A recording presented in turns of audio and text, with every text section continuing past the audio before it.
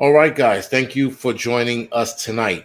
So, as you guys can see here, this is Vancity Prepper. She's from Canada, and she's joining me tonight on a conversation about where we are headed as far as society and everything goes. So, discovered her channel a few months back, and maybe a month and a half, 2 months ago, discovered her channel. And I thought it was a very interesting, laid back channel. Quite the opposite of mine. As you guys know, I'm a bit brash, and she is on the softer side. So are many other channels, but she's really on the softer side. So anyway, ma'am, introduce yourself. Hi, I am Vancity Prepper. We're from a channel that has two people in it. I'm a geological scientist, a medic, and the other part of the channel is a farmer and a pilot doing a lot of high altitude rescue stuff. So we have a variety of material on the channel. We have some natural disasters stuff, some variety of prepping things, some aviation things from places like Mount Everest and Mount Amadablam in Nepal. And yeah, we've been really watching what's going on with the food shortages and price increases and posting a bit about that as well. Very good. So you're a medic, you said? Yep. Yeah. So did you how do I say this? Where did you what community did you service rather? Let's put it like that. As a medic, that is. I did backcountry stuff, so I was a private sector. Yeah. Private sector. So did you do a lot of rescues and things of that nature? Yeah. Yeah. Very good. I didn't know. And who's the pilot? You or Mr. Vancity. Mr. Fancy? Very good. Yeah. And how long has he been a pilot for? Oh, a few decades. Yeah. Holy shit! Very good. That I didn't know. I didn't know you were a medic, and I didn't know you had a husband who was a pilot. Very good. So someone said food shortages. All right. So now, um, where do you think we are, society, headed with all of these things going on? You mentioned food shortage. We are witnessing climate change or the earth changing, however you want to put it. And where do you think this is going to lead us? In the next couple of years.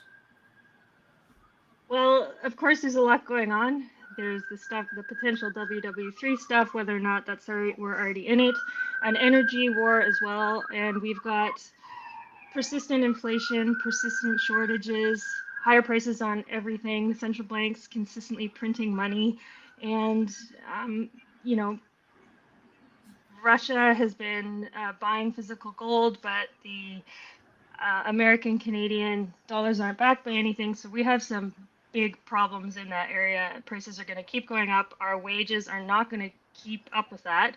And so, what are we going to do as individuals? Then, of course, on top of that, we have climate change and, a few other things. Yeah, a few other things. Very good. So, there's so much shit going on. I can't name it all, but and yeah. So, what out of that, everything you just said, out of everything you said, what worries you the most out of all of that?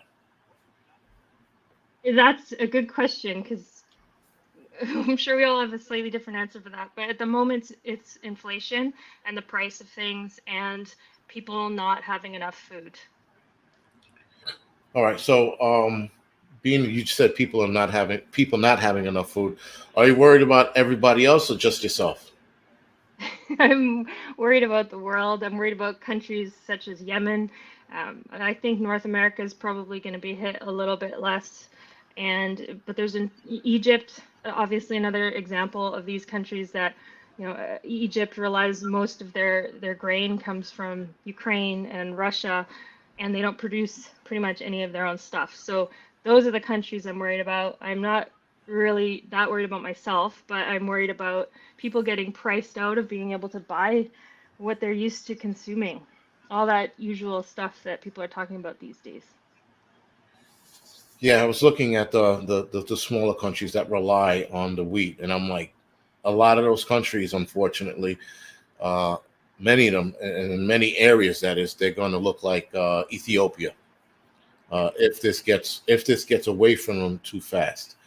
If they if Russia does the right thing, which I don't really see them doing the right thing, but if they do the right thing, they'll coerce a lot of countries into joining their side, if you will, for that wheat. Yeah. That I can almost guarantee. I mean, look at all the friendships, not friendships. I'm sorry, all the partnerships that they're making. With these countries, these different countries. It's just insane. So now, out of again, out of all of the shit that we have, is anything close to home that you're worried about? I mean, you said inflation, which yeah, a lot of us are. But anything major, anything that happens, you'd be like, "Oh shit, it's on." Well, uh, a nuclear event that would really suck for everybody, and Okay. but losing our purchasing power, all of us, is something I'm extremely concerned about, and getting to the point where, prices are going up, obviously 10, 20, 30% certain things, but what if it does that again and then again after that? And then, I mean, then we're in some deep stuff. Deep stuff. Yeah, we definitely are. I definitely think that I guess today's society, it's not even society, just the way everything is built, the way everything's set up. I People have said this when I was a kid, that the way society was set up and the direction we're headed in, it was set up to fail. Yeah. This is by no means an accident, the way everything's going, and it seems like some things are forced to fail, whether or not, not whether or not, but a lot of it might have been working, and they go, "Oh shit, we can't have this," and then they forced a lot of shit to fail. A lot of things just sound too weird. So anyway, Yeah. I'm looking at the chat. I'm like, the fuck's going on in the chat? Sorry. Uh, it's just very it's very strange tonight. Anyway, so being that you're a scientist of sort, does your knowledge rather in your career, did that spark you to start prepping, to start looking at things differently and going, oh shit, I seen that before, we've seen that in history before, let me get something done? Yeah. Well, a lot of the work occurred in different countries. Well, Canada, I sort of specialized in Northern Canada work, the United States, Australia, New Zealand, places like that. And when we would be out working, we get dropped off by helicopter, and then every week or so they'd drop us off like a bin of food. So it was very remote, sometimes it would just be me and one other person, very remote situation. So everything mattered: the water, the food, how we treated our water. We didn't fly the water in, we had to go find it. Sometimes it'd be in a little pool and we'd need to treat it. And so all these things we talk about in preparedness, like treating our water, I've seen that brown water with little bugs in it, and then we still had to find a way to drink it. So, actually testing things and seeing how they work, and then just realizing how precarious everything is. I'm sure in your own experience in your profession, you see how quickly things can change, how, sometimes help is there, sometimes it isn't. And the system is very, it's on a razor edge sometimes. And a lot of times you have to help yourself. That's why I became a medic. Sometimes I was out there and I didn't know what was going on because there's no emergency services. So I had to learn so that I could know if I need to call for help or not. And, a lot of times we're on our own, and we're not that far away from that in our society to be at that point again where help isn't coming. Wow, I like that answer. What you became a medic so that you can learn what to identify. I mean, I tell people my background as an EMT was that it. I used to have a bone to pick with medics. Not saying I'm going to pick a bone with you, but I used to always have a bone to pick with them. But I did respect the fact that medics, the amount of knowledge you have to have, and then make decisions on the fly, was what I always commended. I thought it was great. So the fact that you became a medic because you said, "Fuck it, we're out here in the middle of nowhere, and we got to learn how to take care of each other or whoever you're with," I think that's pretty cool. Now, have you ever had to use your medic skills while you were out there? Oh yeah, times. One of the jobs that I worked since it was basically from about 2005 till late, just before the big Cerveza thing went around, was I worked as a geological guide on river raft trips through the Grand Canyon on the Colorado River. And you when you depart on those trips, you're 188 miles through the white water, and there's even if we all have satellite phones, but you're so far in the canyon you can't necessarily get help. There were lots of times down there, lots of times at work, and then just traveling different places definitely have had some interesting things happen for sure. Shit, man. I thought my the shit I've seen in the streets was shit, but that's pretty cool. That is actually very cool. And I'm 1,000% sure you got some great stories to tell out of that whole thing. Yeah. Apo- Apocalyptic Ben, thank you for the donations. Both of them appreciate it. And Irish Rebel, thank you for the donation. We appreciate it. Thank you. Thank you, guys. So, with the water treatment, I'm going to go back to that because you touched on that. Um, what was the one device or methods, rather, sorry, you had to use to treat that water? Well, we'd always filter it and we'd add um, something like aquatabs, so a tablet afterwards. So we filter and a tablet always. I started doing this a long time ago, and in the beginning, we used to use iodine, and that wasn't very healthy for your body. And I was pretty glad when the technology got better so that we had aquatabs. But I always do two things. No shit. And of course, with as you would know from all your experience, some filter devices are really, really efficient, and some of them aren't. So you Yeah. really got to get out there and practice because you know, or else you're going to be standing there all day to get a liter of water, and that's just not practical. And you know what's funny? Thank you for bringing that up. But I remember taking people out, like a bug out weekend. And I remember taking people out. And I'm like, all right, we found the creek, down from the campsite. Let's go filter our water. And then people would start. They would break out their filters still in the wrap. And I'm like, Mhm. God, Jesus, why? Like these Yeah. people did this. These people did this knowing we were like, at the very least, fake it, just break it Yeah. out, and and the problem with the wrap was that you had to use a knife to get it open. So it wasn't like it was, with the exception of a couple of them use a box. I forgot which one was like in that stupid plastic seal, and we had to break it open. I'm like, what the hell, man? But yeah, you got to learn how to use it ahead of time. Hell, even if you're just filtering faucet water, you're getting the use out of it, and you're learning how to use it so that you're not, like you said, caught with your pants down. Legacy Patriots, thank you for the donations. So now you definitely sound like a well-versed rounded prepper, but that actually, or rather survivalist, sorry, but that actually experienced um, real survival. I mean, you've been in enough situations where you can definitely talk about it. What was the, if you can, what was the most scary situation that you were in? There've there've been a few. One, this nothing happened, but we were mapping a volcano, and the cliff literally let go, and these my assistant called them torso-sized boulders were falling down the hill, and we got up really close to the cliff, and I could hear the rocks falling, and I had a firearm with me for safety, and I could hear the little rocks pinging off of it because they were landing, and we were fine. We just and he was so good natured. We just got up and kept walking, and didn't. It was just it happened. But in terms of I guess we would say a story, would be when we got stalked by two grizzly bears at once, and it sounds made up, but it's not. We were in the tundra, and what happened was we were going to do a helicopter day out where we were going to different sites. We were mapping volcanoes to look at different sites. So we were waiting for the helicopter to pick us up.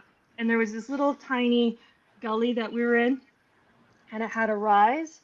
And in the gully, we had our tents and stuff. And then up on the rise was where we were waiting for the helicopter to pick us up. And everything was left in there. in our tents, and we weren't taking any protection with us for the day because we were going to be right with the helicopter. So we're standing there, and it was 1 o'clock, and it was supposed to be picked up at 1 o'clock. That's when our ride was coming, and the helicopter was super late. And about 1:20 or so, it wasn't there still. And I saw in the distance, because there's a tundra, there was just these rolling hills, and I saw a grizzly, and then it was gone. And then a little closer, I saw it again, and then it was gone, and then I saw another one. So there were actually two full-size grizzlies coming towards us, and then we couldn't see them, and every time they got closer. And the helicopter was nowhere to be seen. So I slowly walked backwards down to the gully, got down out of sight, ran as fast as I could into my tent, grabbed the firearm, was loading it. As I ran back up to the hill, we had practiced because we're always practicing for moving targets, but never in my life would I thought there's going to be two. I thought we were absolutely done. Then the helicopter came over, just out of a movie, over the hill, and all of a sudden I could hear that sound, and that sound is still a sound of safety for me. And it came and it landed, and we actually had a conservation officer, I know they're called something different in the States, in there because he was doing a moose study at the time in the area, and he saw it take place from the air, these two bears coming.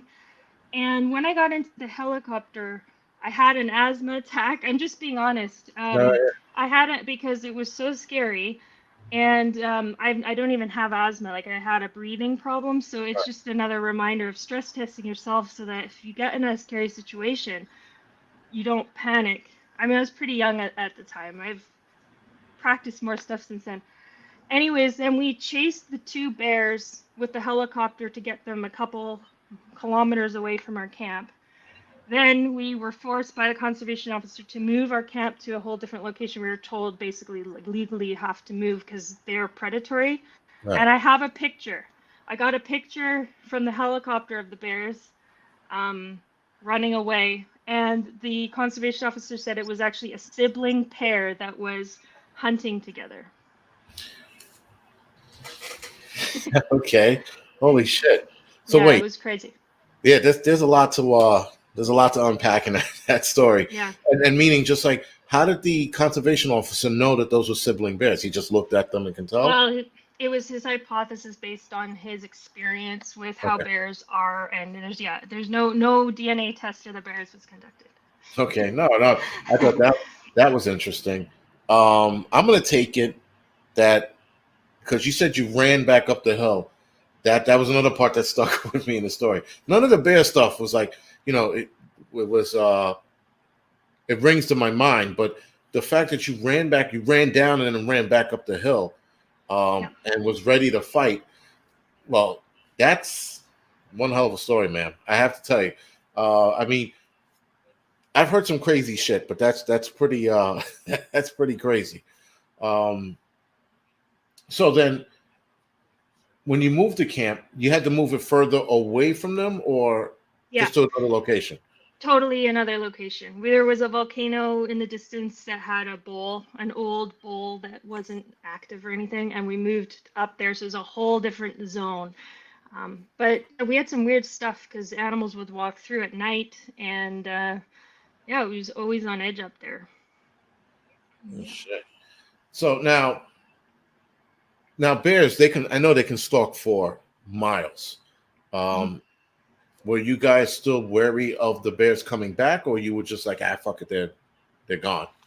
Oh yeah, we saw them all the time, so we were like what you just said is what we were like. What you Yeah, said. yeah, Oh, shit. yeah. We're just, um, but I think one takeaway point from that I experienced in the preparedness way is I had trained, I had done all these things, but when you're in that scary situation, which I'm sure you've had your own and other people here have as well, you could still get a little bit freaked out. So anything a person could do ahead of time to be, breathing techniques or whatever it is to be ready is helpful. Very good. I mean, all right. I mean, and it's the thing about training is you're right. It's funny how people. I mean, for my experience, going to a fire. First time I went to a fire, I remember going. I remember relying so much on my gear that I wasn't scared. And I remember being with one of the guys who broke me in.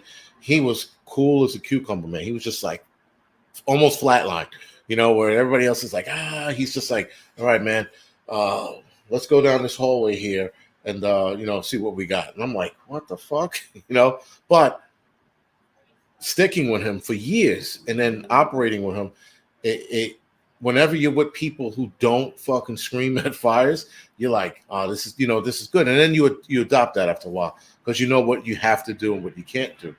And even in hairy situations where I remember one time I thought me and like five of us were gonna have to bail out of a window.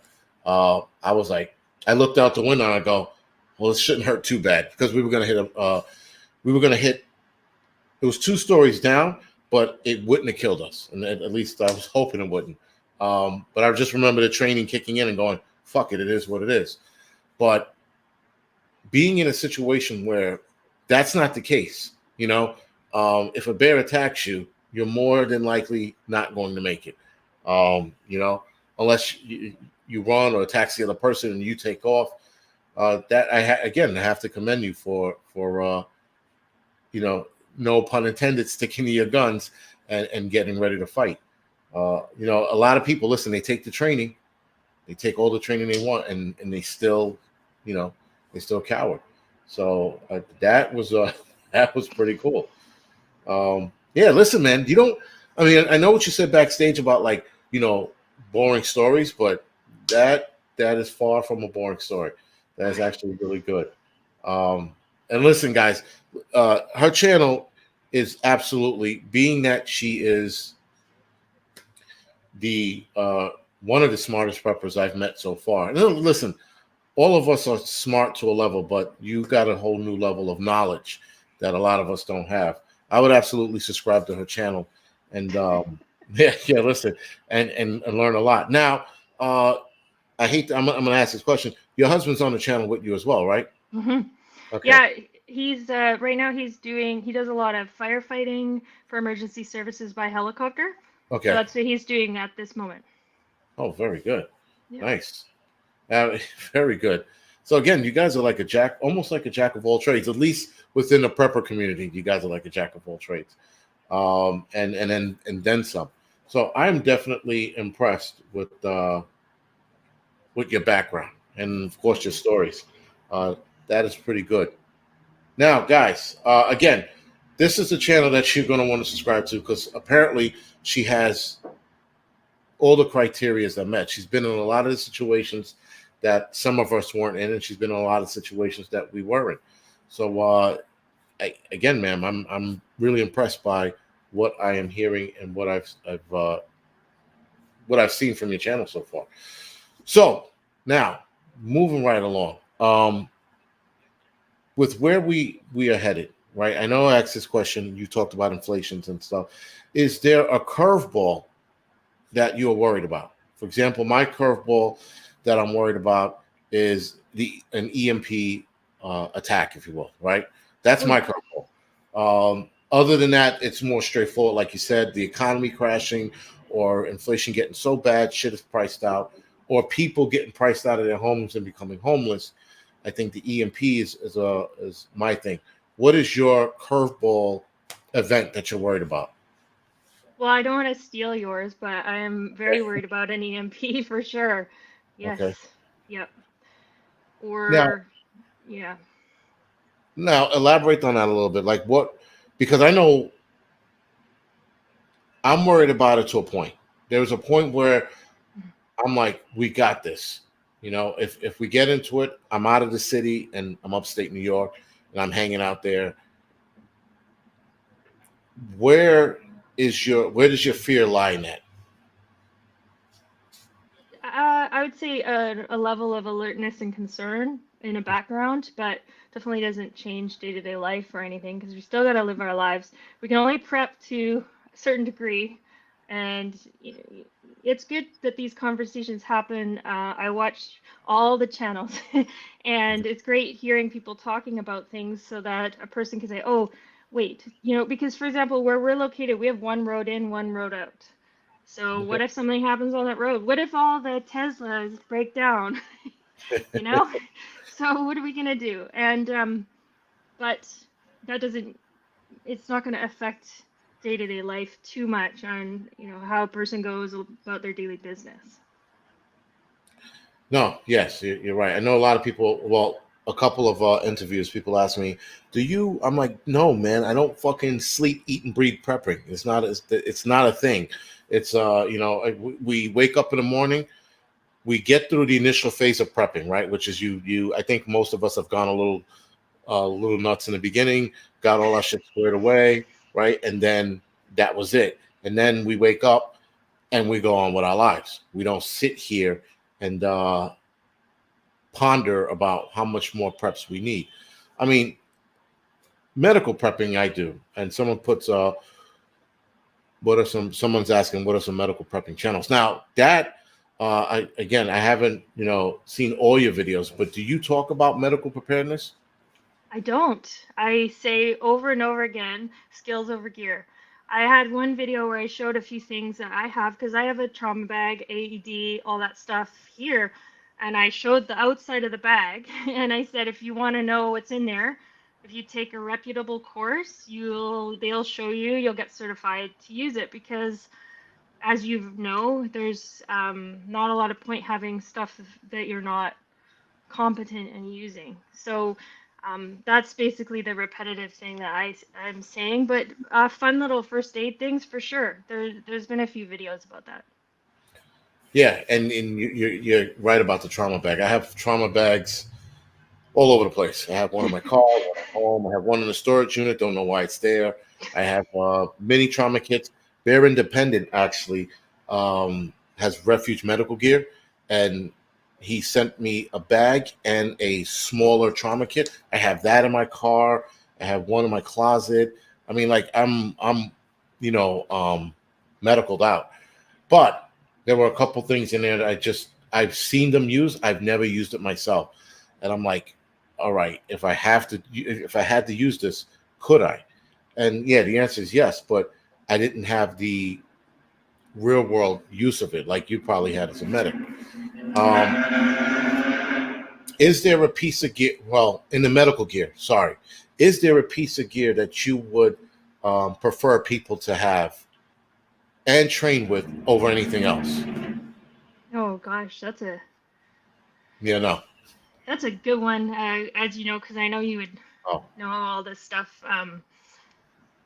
If people could take a standard first aid course at the minimum, 2-day one, and learn how to use an AED and give CPR and stuff, that would be great. Um, but one particular thing, it's hard to say. Benadryl. okay. All right. I would go with tourniquet. Yeah. And it actually depends on your environment. You don't live in a city like mine, right? I would tell people you live in a city like New York, go with a tourniquet. They're shooting people like hotcakes out here, and I think that would absolutely not suffice, but it'd be something you definitely need. And Wolf Bang, exactly. Learn how to use a tourniquet if you're going to get one. Do not buy a tourniquet, leave it in its wrap. Do not buy a tourniquet and then go, I'll figure it out when the time comes. Buy the tourniquet, wrap it around your leg, your arm, wrap it around your kid's leg or arm, and learn how to use the thing. I It seems like a lot of the people getting shot here. I mean, I don't think a tourniquet might help. If you get shot in the chest, that's pretty much a done deal. But you can absolutely save somebody's life if you have one. Now, your AED, you mentioned you had one. Is it is it the medic one with the EKG and all of that, or is it just a basic AED? It's a basic one. Yeah, it's a basic one. I used to take it on Grand Canyon trips, and anyone can use it. It's got adult pads, kids pads, and then I take it in to get serviced every year. So they actually update the protocol in it, which is great. As the protocols change every year, and it's very user friendly. I love it. Now, you said you take it camping, like when you go out, you take it with you. Yeah, I always take it. How big is it? Um, it's not that big. Oh shit! Because I'm like the last one we have at work at the job, rather the firehouse. Uh, theirs is pretty big, and I'm like, I can't take this thing camping with me. It's too fucking. Yeah. It's too big.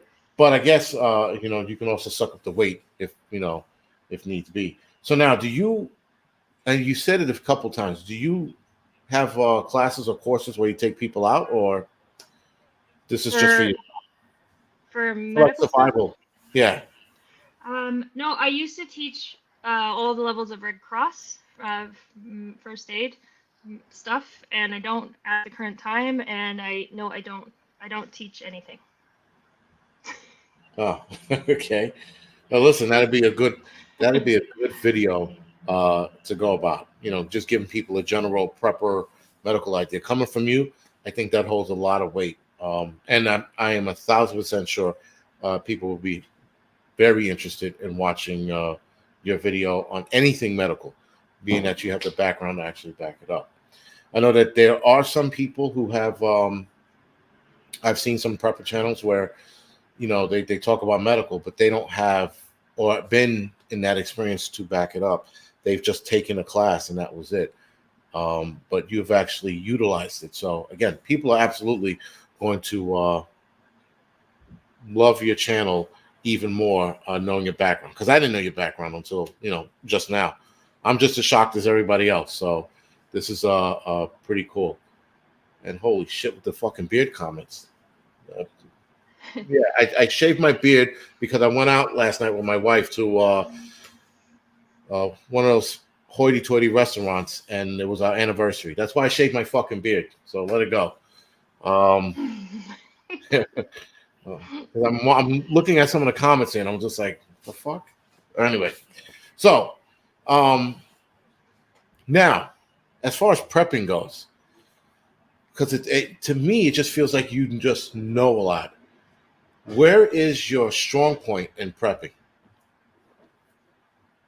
Well, I grow vegetables and indoor and outdoor. I One of the weird things is that I worry about environmental issues, so that I want to have an indoor garden as well. So we've got lettuce and some different things like that, herbs, arugula, and things growing inside, microgreens growing Okay. inside. So I'd say the gardening is okay. I like to take care of stuff and grow it, and then the whole life cycle of dehydrating it, like we talked about earlier, dehydrate and then store it up and stuff, and because having an infinite amount of food or not a finite amount of food is probably important if possible.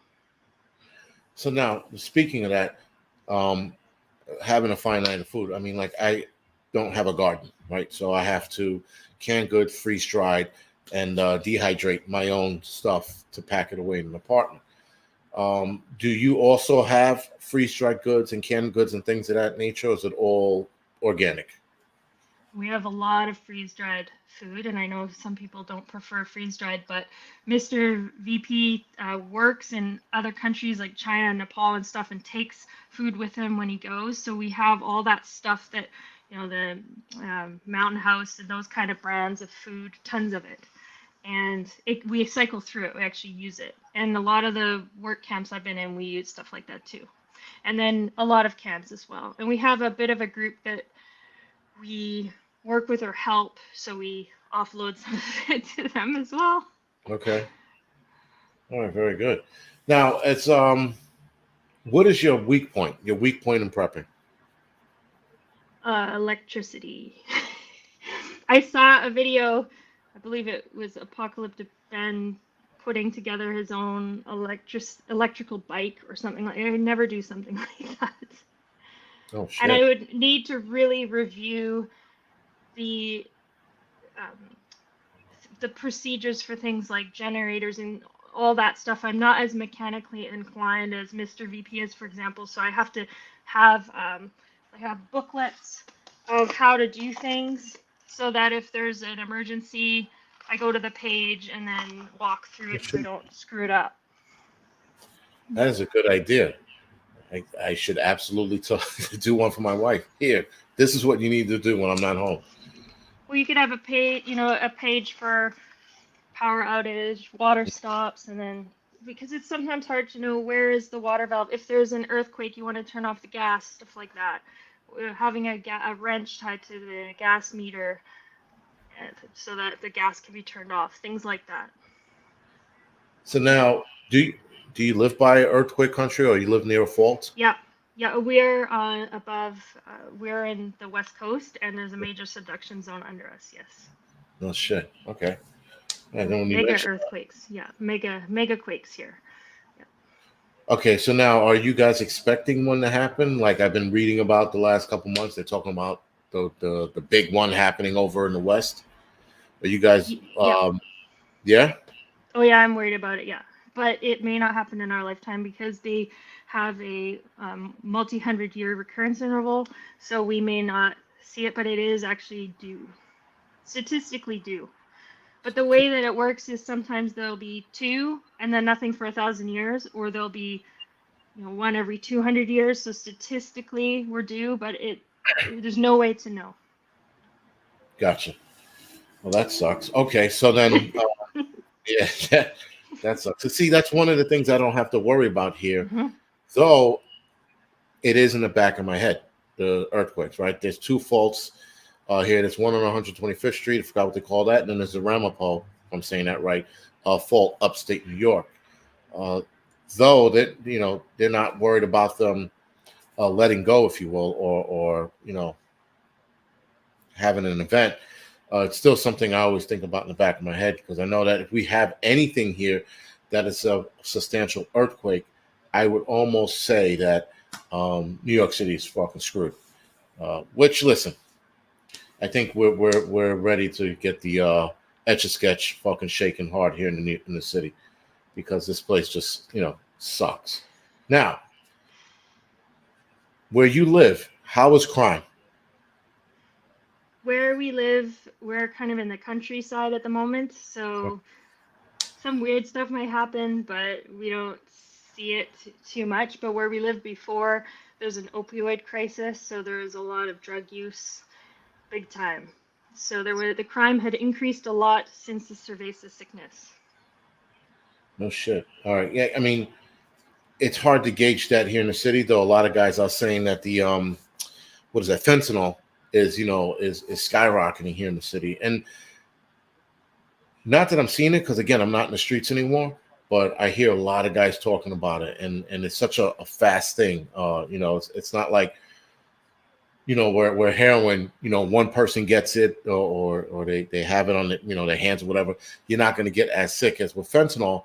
It can knock 5 people out just like that, and that seems to be the huge problem across the entire country. Now, fentanyl, is that a big to do in Canada or Massive, yeah. massive?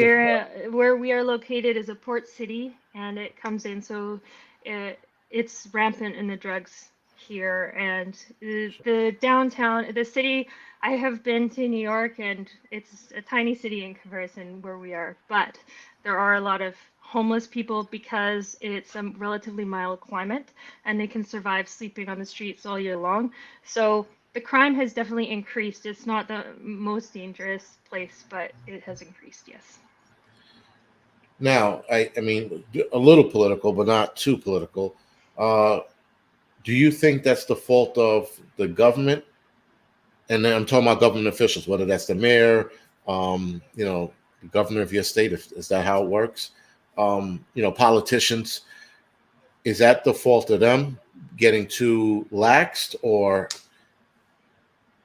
There have been some policy failures. For example, there was a no homeless policy in the city, which which was fine, but it totally didn't work. And the thing is that everybody funnels to the city from the rest of Canada because everywhere else they'll freeze. So they all get over to this one place and then they congregate, but there's some sort of mismanagement issue because there are some interventions, but they're not working. yeah, it seems like here in the city, none of the interventions work. They put these things in place, and they're like, Well, we're giving out hypodermic needles and condoms. It should cut down AIDS and drug use. I'm like, well, how the fuck does that work? And then it doesn't, and it just gets more out of hand. And forget about um, taking people to actual rehab. They don't want to hear it. They just want to, I don't know, put a band-aid on a bullet wound, if that makes any sense. Because here in the Yeah. city, I think we're just destroyed. And it's funny, you said that crime is going up in the area. I mean, not dramatically, but nonetheless, it's going up. And it just seems to be a thing that's following shit politicians in shit areas. Plus, with the, like you said, the overcrowding of people moving to your area also adds to it. So it's with the EMP. Going back to that, that's where my bigger concern comes from. It comes from that criminal element or bad element and overpopulation of people all looking for one thing: food and water, right? So that leaves us actually leaves us in a shit boat. Now, what is your do you guys have a bug out plan if you had the bug out? Yeah, we do. And we also have a bug out mobile as well. So we've got a vehicle that's kitted out pretty well for bugging out. But we have a plan and different ways. If we can get past the one road, then we're good. All right, to the one road. And listen, the one road in, one road out, man. I mean, I guess there's negatives to that, but when you live in a city like here, man, I'll move fucking anywhere just to get away from this shit. So I do envy you people who live in the countryside while while we're working on getting out of the city. I think the bigger problem for me right now is my wife is such a city girl. She's a city girl through and through, and she doesn't want to hear that country shit and bugs and birds. She wants to stay Birds. close to the city. So that's what I'm dealing with right now. Um, Now, do you guys have kids? Oh, yeah, one, yes. What? Oh, okay, that's good. Is there any worry with because I haven't asked this question to anyone. Is there any worry with the one kid and prepping, like the things that can go wrong or the things that you need to teach your kid to, you know, survive whatever might be headed your way? Oh, absolutely, because he's pretty little, but he's going to Taekwondo next week because he needs to learn. And by little, I mean like 3.5 little. Oh, it's And tiny. Yeah, okay. but of course, everything is, I know that it sounds like you're a parent as well, and everything is more concerning because you worry about all the food. It's one that I could eat pretty much anything and I'd be okay, but worried about not just having food for him, but food that he will actually eat and enjoy and keep his mental health if there's a crisis, and adding coloring books and crayons to the preps, all that kind of stuff that people do. Shit. Well, yeah, I remember those days when my kids were that small, and I was like, "Shit, how am I?" Like you always, especially when you first start prepping, you have all these questions and you create all these problems for yourself, which is great, right? Because you problem solve your way out of shit.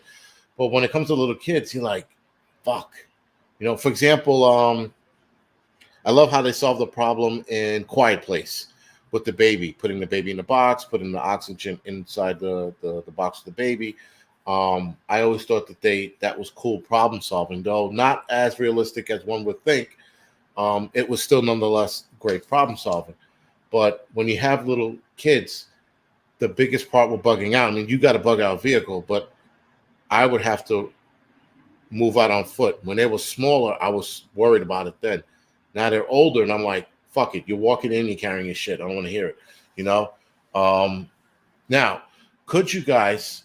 I mean, I know you guys could, I'm gonna ask the question anyway.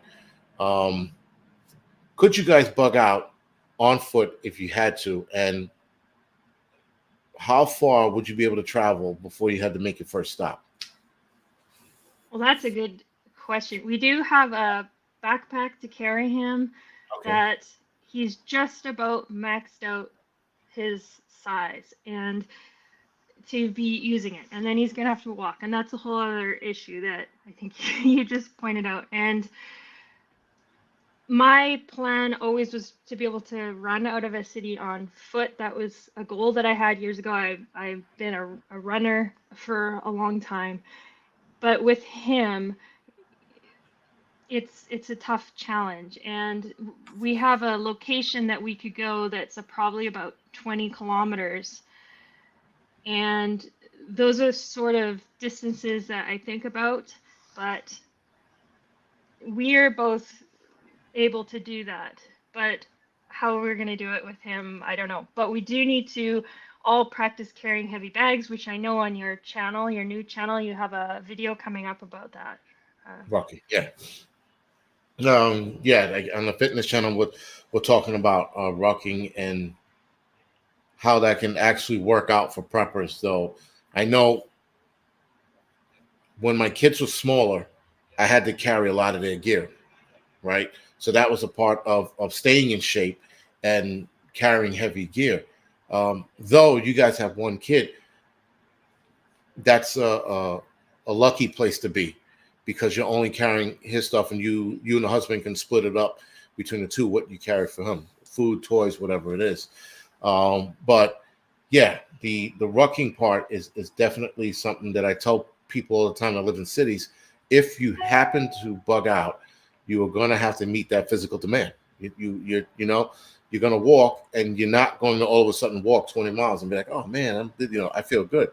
If you never walked 20 miles before, guess what's going to happen the next day, right? Your feet are going to swell up the size of pumpkins, and you're going to be assed out. So, yeah, interesting thing with kids is that we as parents create problems so that we can problem solve, right? So I do appreciate that when parents do it. They're like, or they email me, I'm like, I got 3 small kids. What do I do? I'm like, get a fucking wagon. Get a wagon, put them in it, and hopefully that'll suffice. Hopefully the wagon's big enough to carry the gear and the kids, and you should be fine. Even though wagons do make a lot of noise, there are some that are pretty quiet. But I tell people that's a better option than trying to walk with 3 small kids or 2 small kids. So now, how long has your did I actually just behind the scenes? How long has your channel been on? About 5 months now, yeah. So, guys, 5 months, and I'm gonna tell you right now, she's been on 5 months, and she has way more subscribers than I did at 5 months. She has 3,680 subscribers. At 3 months, I had I told you I had 1,500. I did not have 1,500. I probably had anywhere between 500 and 800, right? So now this, guys, it lends to her background. The reason why people follow her is because she knows her shit. I'm even more impressed after interviewing her, what she brings to the table. And she brings a lot to the prepper community. So I would absolutely, guys, without a doubt, subscribe to this channel and learn some more. Again, she's polite. She's not as foul-mouthed as I am. Some of you people said it, but it is what it is. You guys are going to get a lot of wealth of information on her channel, and being that she's been on, you said 5 months, she's got a lot more to share. So again, guys, subscribe now and learn as much as you can from a channel like this. Now, moving right along, I'm gonna ask you some really basic. Oh, that's a good question, actually. Yardbirds ask, can you shoot? I'm pretty sure you can, but this is what they're asking. Yeah. Oh yeah. Well, I had to for my work. So I don't know. I don't want to get any things on this channel strikes or anything. But there's a particular one that I would carry for bears, and so I had to, have license, do all this training. I had specialized training for moving because for self-defense for large animals, and so yeah, definitely. Oh, so she answered your question. Yeah. So now, as far as prepping go, what is your favorite piece of gear? Favorite. Well, there's lots of little. I just got this vitamin organizer. I'm all into organization. Everything has to be organized. So really love ammo cans for storing food and other things. And I love a little handheld radio that you can have earphones in and keep in your backpack, or even I have a everyday carry purse, which I don't, it could be a female or a male or whatever purse, but it's a small thing that if I'm going in somewhere really quickly, I will only take that. But usually I have an actual backpack. But inside of it, it's got a pen that is tactical. It's got a radio in case I need to listen to something. And yeah, those are some of my more favorite pieces of gear. And personal alarms. I'm all about those. Personal alarms? Yeah, they're just little, it's a little circle, and if you need it, you just pull it and it screams an alarm. And so there's lots of cases that that would be handy, but my parents actually live on a big property and they see bears all the time, and it actually works better than any of their other stuff to get them out of the yard. Really? Yeah. Oh shit. Yeah. So your parents live like by you in your area? Yeah. Yeah. Okay. So then you guys see bears pretty often then? We do see bears where we are, but they're a different type than the ones from my story. They're black Right. bears. I mean, all bears can be dangerous. They're Right. in and out of the yard all the time around here, definitely. That's So we fair. I mean, have, pardon? no, go ahead. Go ahead. We have different zones set up for, things like bear spray. Air horns work really well. We used to always carry air horns with us to deter them. And so we have that stationed in different areas. So now I have to ask you this question because being that you've been playing around with bears for many years, advice on people who encounter a bear with no weapon. It depends on the type of bear because first of all, I would say take a bear safety course. There's some online. You can take like Bear Aware or something, because I know with my medic credits, we had to take all this stuff. So definitely do that first. But it depends on the types. You want to first assess, is it a black bear, is it grizzly? Mr. VP's seen polar bears and they're really scary. And assess what type it is. And then, of course, you're going to want to look at its behavior. So they are very similar in a way. I know someone's going to not like me saying this, but it's sort of like dogs. You look at their ears, you look at their breathing, look at how they're acting towards you, because Right. a lot of times they just don't want to have anything to do with you. So if that happens, you see one and you start doing all this bear protocol, that's not going to work very well. But generally is to just slowly back away. It depends. If they're predatory towards you, then you're gonna potentially have to fight back. But if it's a grizzly, you're gonna have to get into a defense position, like curl up in a ball and cover your head, and that's why you want to have a backpack on, because they're gonna attack you, stuff like that. Okay. All right. I mean, I've run into bears maybe twice here, and they're black bears, and I've never. People are like, there's a bear. I'm like, and they're like, is it coming after you? They go, no, then leave it the fuck alone. Just let it walk off in the other direction. Drawing attention to yourself is like a bad idea. But yeah.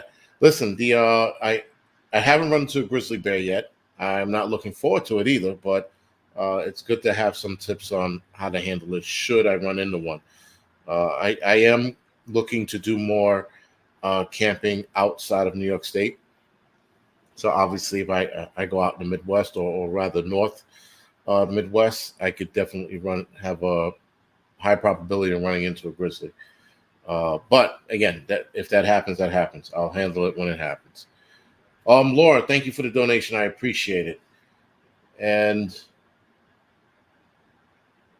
yeah, thank you. Thank you for the donation. I appreciate it. So we are coming to the hour. Now, again, you're probably one of the most impressive guests I've had on the show. And I'm not just saying that. And no, I'm not going to say that with everybody. Sorry, guys. Some of you guys are a lot of you that are coming on after have a hard act to follow. So uh, sorry for putting you on the spot like that. But everybody brings their own something to the table. You definitely brought it to the table tonight. So I do appreciate that. Now, with the shit. Sorry. So with your first aid training, I'm sort of not a big fan of first aid training, though I do tell people to take it just because I have the EMT course. I usually tell people to go for a more comprehensive first aid or medical training. What is your opinion on that? Oh yeah. I feel like if someone takes a first aid, a really good first aid, then they will naturally want to take more because why wouldn't you? You get a taste of it and then you say, "Hey, well, I'd like to give some medication possibly. So what do I need to do that?" And in Canada, it's really great because you can take a very basic course and then you can add to it and add to it all the way up to being a paramedic. No You shit. can actually just bridge certain things. Like if anyone's listening, they have an OFA 3, an Occupational First Aid Level 3, which is a very comprehensive 2-week course. You can bridge it and get the next level. Anyone can take a course that would be what a fire person has here in Canada, a first responder course. You can take it through the Justice Institute of British Columbia in BC. So I recommend a first aid course because I know they're going to want to keep going, but ideally something minimum a week at the very minimum, and then be wary of the wild. There's the backcountry courses. There's two in Canada. There's a backcountry first aid, but it's really just standard first aid outside, or more comprehensive backcountry first aid would be what a person would want to do. But of course, they're gonna want to keep taking courses, right? Right. You know what? I wanted to be a medic, and here in New York, at the very least, here in New York, being a medic, I have to take an entire class dedicated to that, and it's something like I don't know, 8 or 9 months, almost a year worth of courses. And the only reason why I haven't taken it is because, in my opinion, if you take a medical course such as EMT medic, uh, you want to apply those skills out in the world. And I do not want to jump back on an ambulance because the way everything is now, I would absolutely be choking the shit out of somebody. So I would I want that medic skill. I don't want to get on a bus, but that is the only way you can apply those skills you just learned is actually being on an ambulance and or getting into a situation where you have to use it. But there is wilderness first aid classes or wilderness EMT class that I do want to take. But again, it's 8 hours away, and it's I think 3 weeks, so it's a bit of a pain in the ass. The way you guys have it set up is great. You could stack it, and that's awesome. Um, Not enough to make me move to Canada, but that's a good idea to stack your medical skills. But all right, guys. So we are at almost at the 1 hour mark. Again, guys, this is again one of the better interviews I've had in a long time. Not shorting anybody else's interview. I'm just saying this is very entertaining, very knowledgeable, and the fact that she knows her shit. This is a channel you absolutely want to follow. Again, guys, you want to follow channels that are going to teach you something. You're going to want to follow channels, especially new channels that have a lot to offer. Whereas and I hate to say it, an old channel, and I've done all my shit in the beginning. She's going to be teaching you some new shit that a lot of us have never seen, and a lot of us don't know. So I would absolutely subscribe to this channel. And listen, a lot of the channels that I'm putting on here as an interview, uh, they are channels worth fucking looking at and subscribing to. Because if not, I wouldn't have them on the channel talking to them. Now, with that, anything you want to mention about your channel or extra, promotion, if you will? No, the thing that I'm just really thinking about lately is our mental fortitude, our mental health. That to me is, other than water, most important prep. Mental number one, fitness number two, gear and food also, and or food and water also. But mental fortitude, strength, and whatever it takes, whether that's, meditation or something like that, and more exercise, being fit if a person's body allows. Obviously, some people aren't able to do that with disabilities, etc. But if physically able, get the best physical version of yourself now, because we're really going to need it to be effective with any of our other preps. That's just the thing that keeps bugging me lately.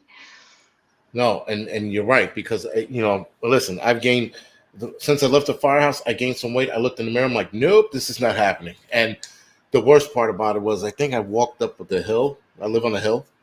I walked up the hill and I thought I was gonna fucking die. And I'm like, no, this is not happening. This is not how I want to die. If I die tomorrow, I don't want to die out of shape.